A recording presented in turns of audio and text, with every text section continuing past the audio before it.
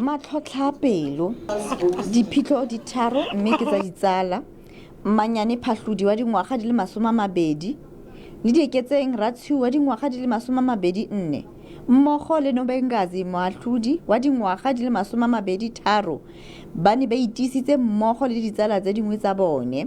Makgarebe a marataro a ne a kopane go tla go keteka go kgaoga ga ngwaga. Se ka re batjha ketsalong ye e qeta ho feta ba ka be ba ithutile ho yona hore hangata ha le kgalemelo le ke le nahanisitse pele le kgalemello tlasa mabaka a feng.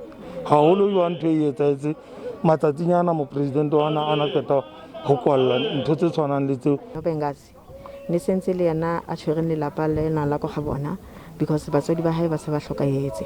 Jwale ona setse le kgaitsedi ya hae le e mong wa ngwanana wa bona Mariana ne le yena a moholo.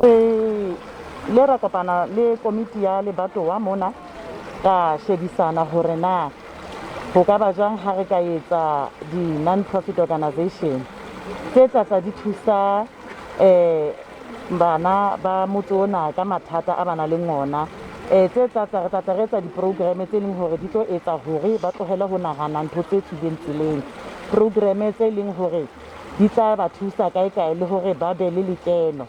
Go tswa mo setlhopheng sa ditsala makgarebe a le mararo a nile letlhogonolo ba kgonne go bona kalafo kwa bookelong jwa Pelonomi.